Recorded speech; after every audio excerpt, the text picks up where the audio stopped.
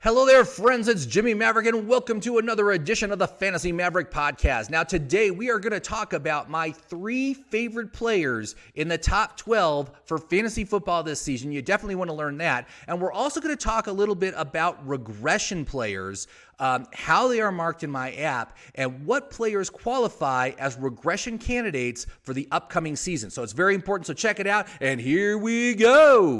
Listen up.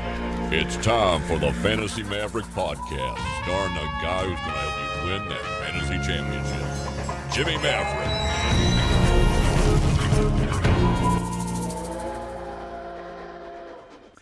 Hello there, friends. It's Jimmy Maverick, and welcome to another edition of the Fantasy Maverick podcast, coming at you from Santa Fe, New Mexico.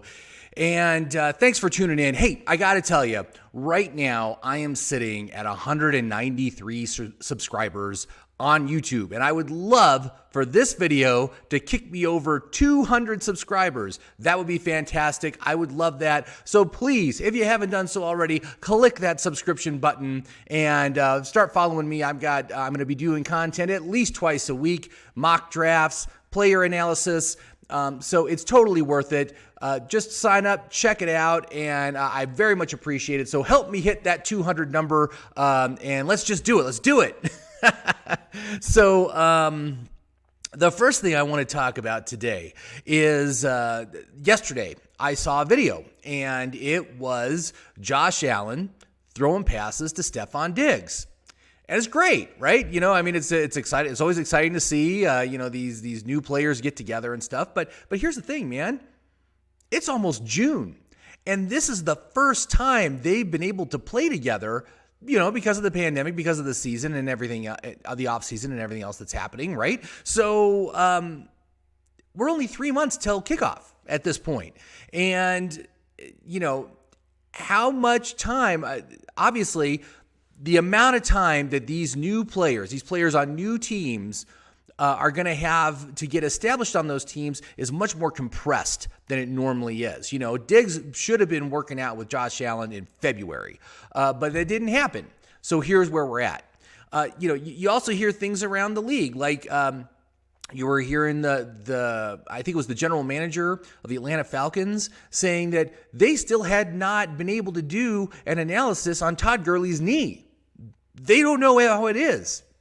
And we're 3 months till the season starts, stuff like this. And this just makes me super nervous.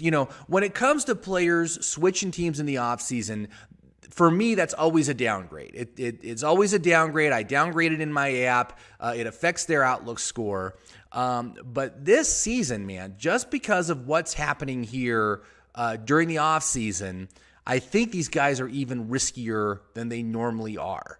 And you really have to take that into, you have to consider that when you're considering players. And for me, it's just an additional downgrade for both these free agents that switch teams, but also the rookies, because the rookies need reps more than anybody else, and we're cutting into their rep time. And so, again, I'm thinking this year you really need to go with established players. Get the players that are already on teams, already established with their coaches. Coaching changes, that's another one, man. I mean, that's another issue. So, that's my general philosophy this year, and I think you guys should follow it too. You need to be cautious with these kind of players for 2020. Focus on the established players, all right? Now, onto my app. My app, I have added a new icon that go next to the player names, and it is my regression icon. It's a downward-facing arrow. It's in a red box. You can't miss it. And I wanted to talk about what kind of players get that regression icon next to their name. There's three kinds of players, okay? Now, the first kind of player is the player that set an NFL record during the prior season. We're talking players like Lamar Jackson, who broke Michael Vick's record, Michael Thomas, Christian McCaffrey. These guys had amazing, outstanding years. But now that we're the season after, it's going to be extremely difficult for these players to reproduce such a high level, such a high volume that they would have the opportunity to be in those record-setting numbers again. And I'm saying that they're going to come down. They're all going to come down. And because of that, it makes them a poor choice in fantasy, especially when you talk those three players who are all going, the two of them are going in like the first 4 picks. The other one's going in the second round. Lamar Jackson's going in the second round. Just huge negative regression. What do you want to call it? Just like a weight on their shoulders. And in my app, a regression icon subtracts 2 stars from their outlook score.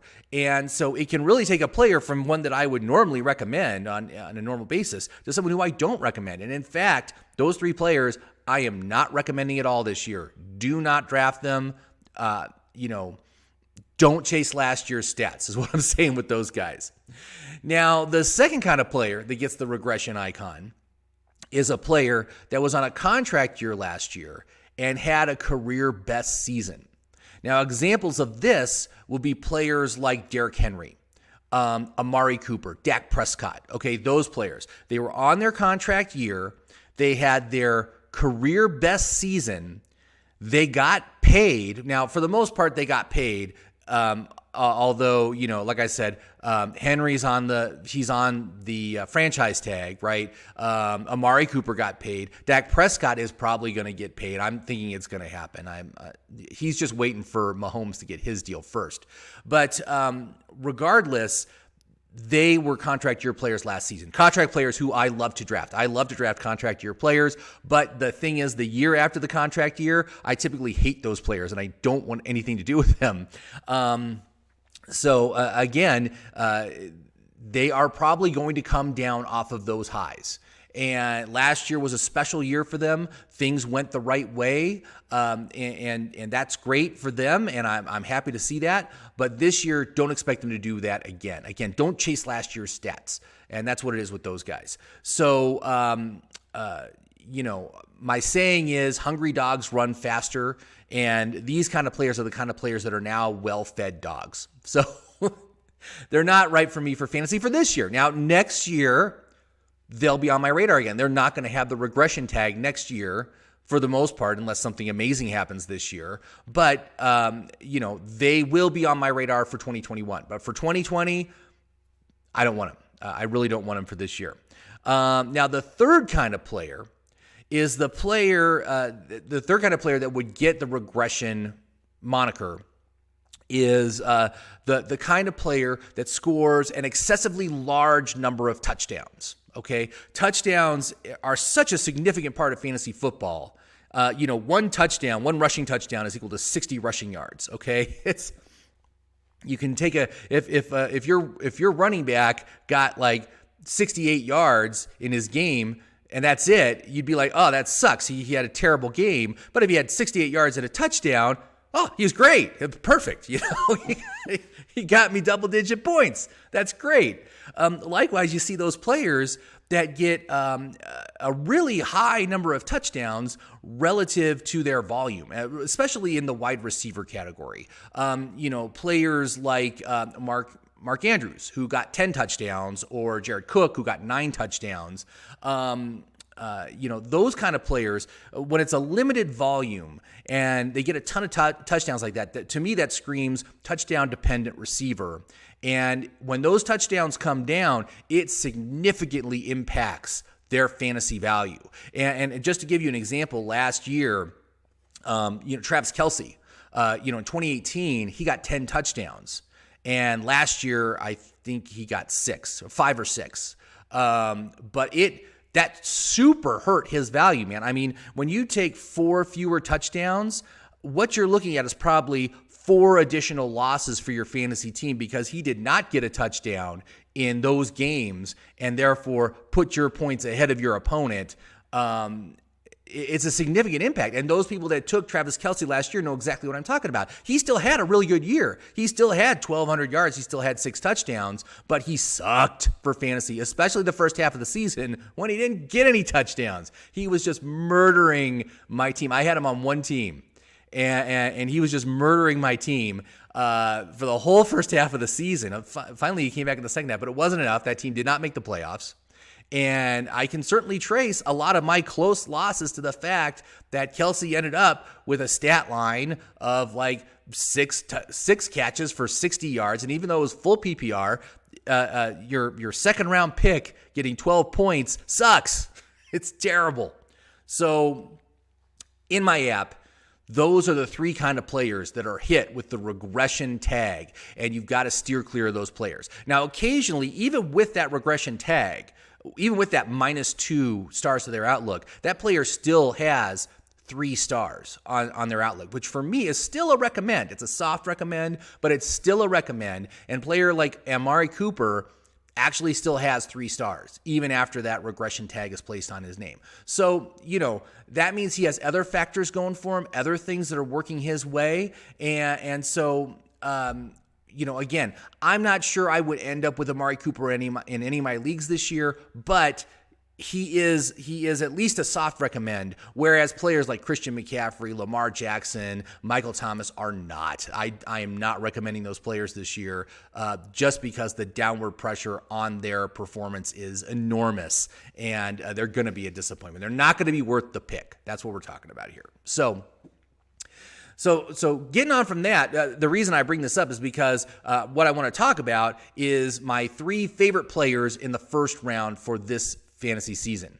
And 2 of these players, according to what these regression rules I put in place, would have qualified as regression candidates last year, which means you shouldn't have taken them last year. And those people that did take them last year certainly regretted it. So, but now, like I said, we're a year out from the regression. From that year, from that outstanding year that they had, they fell back a bit, and now it's time for the comeback, right? These guys, 2 of them anyway, are bounce back players this year, and so I very much like their upside relative to their draft position. I think they're going to be great. So my first player, again, regression candidate on touchdowns, was Alvin Kamara. So Alvin Kamara, just a huge bounce back potential for him. First of all, the quality of the offense, top notch, playoff caliber team, NFL Hall of Fame quarterback running the offense. Everything's golden here. But he seriously regressed last year. He went from 18 touchdowns in 2018 to 6 last year. Now, a big part of this was because he was suffering from an upper ankle sprain during most of the season. Now, the fact that he played through it, to me, that's good for his toughness, his reliability. I like that. But even though he was playing hobbled during most of the season, his volume, his share of the offense basically was unchanged from the prior season. All right. He still got something like he was like 30 total touches and targets less than he was in 2018. So he's right in the ballpark there. I think he's going to go right back to where he was in 2018, about 190 carries and over 100 targets.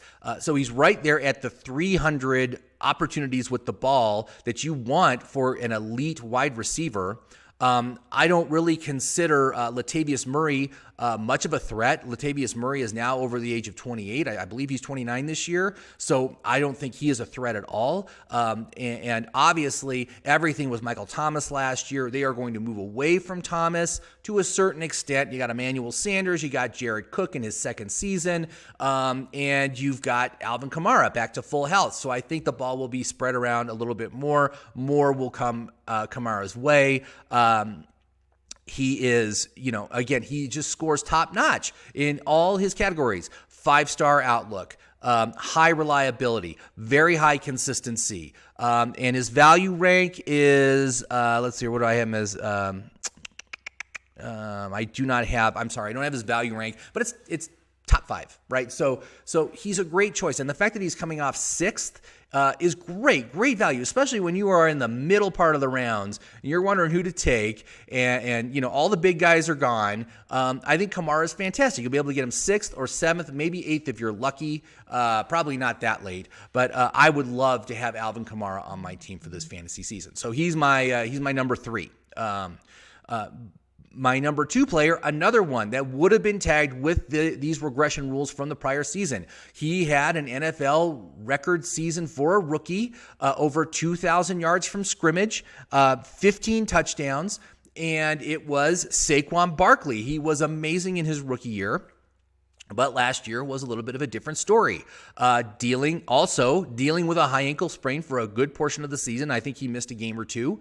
But he ended the season with only 1,400 yards and 8 touchdowns. He was still an RB1, but a low-end RB1, and anybody that took him was very disappointed with what they got out of him. And really, it's not surprising that he would have regressed. First of all, going into last season, there was already a quarterback controversy because you had Eli Manning, who was still the starter at the time, but you had the rookie Daniel Jones. You knew that Eli was at the end of his career. He was at the tail end.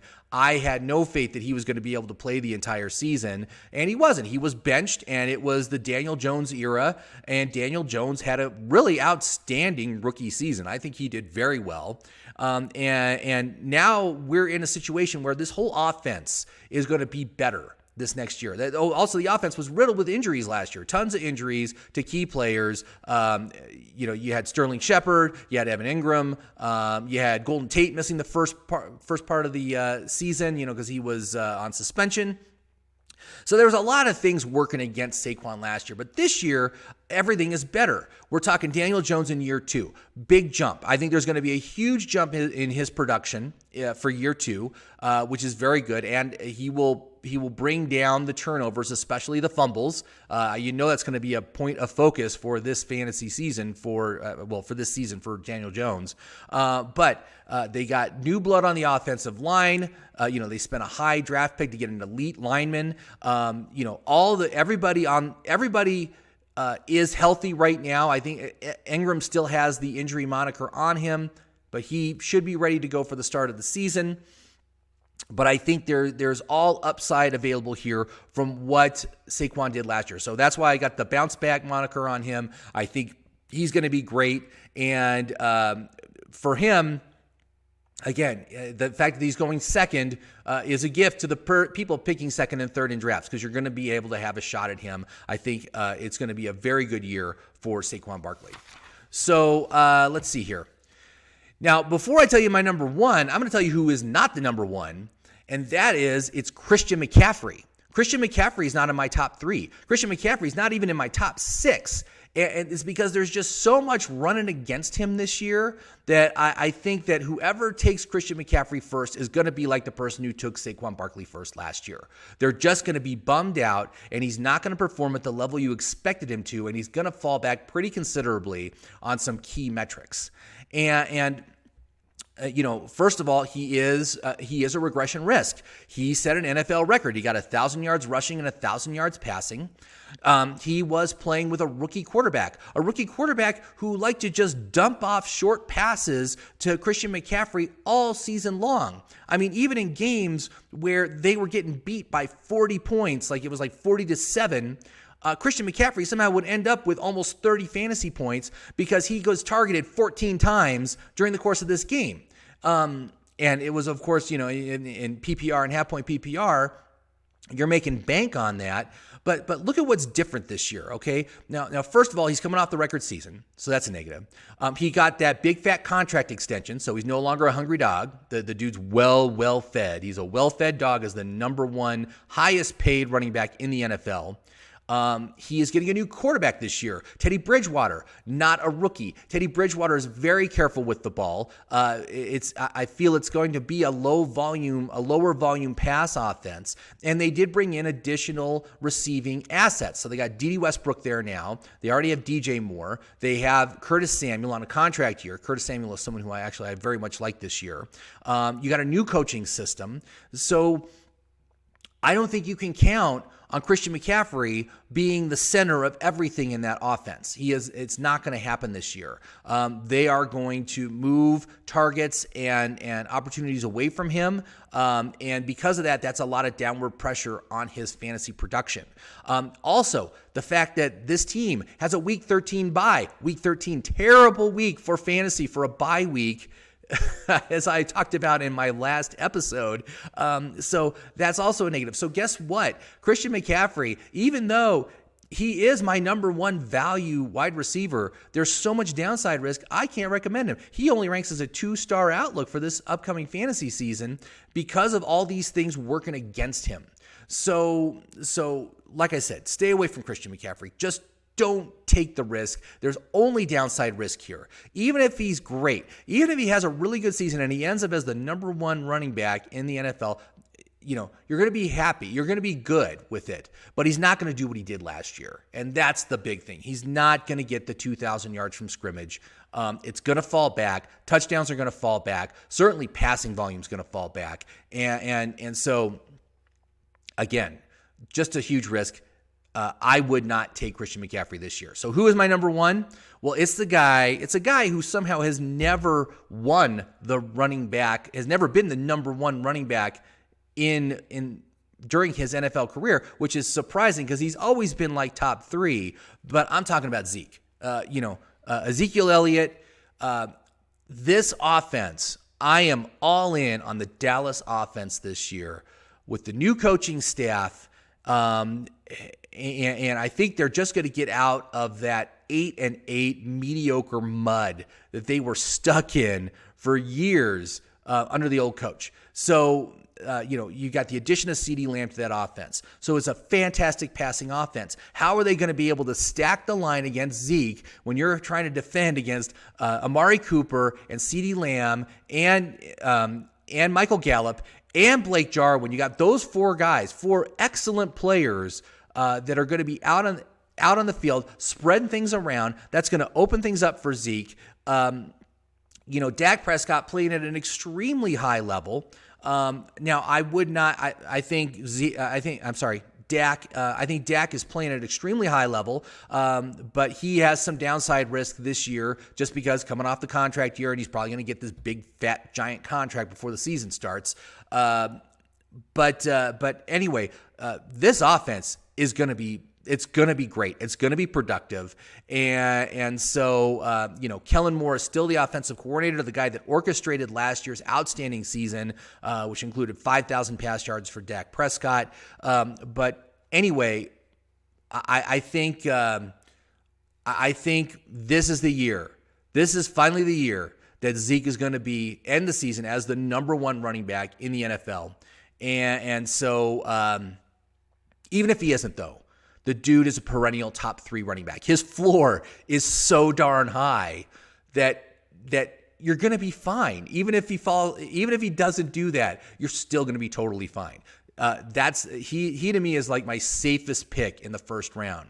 And the fact that he's going 3rd or 4th, he's going after Michael Thomas. Shoot, man, just a gift. Just take him. Zeke Elliott, my number one pick in the top 12. For this fantasy season, go for it. Get him on your team. Definitely take him ahead of Christian McCaffrey. But like I said, all 3 of these guys I think are going to have outstanding seasons. They're all going to be great. So thank you very much for watching watching the show today, and I do appreciate it. I love the comments. Keep them coming. Like and subscribe. Get me up to those 200 subscribers. I really want to hit that number today or this weekend. That would just be fantastic going into the summer here. So thank you very much for watching. And, like I said, if you haven't done so already, go to my website, fantasyfootballmaverick.com. Sign up. Try out my app, My Perfect Fantasy Draft. That's the icon that's right there. Yes, My Perfect Fantasy Draft. Try it out on some mock drafts. You can try it out for free, a restricted version of the app. But I think you're going to find it's going to be very handy. When you see that little regression icon next to those player names, you're going to be like, oh, well, okay.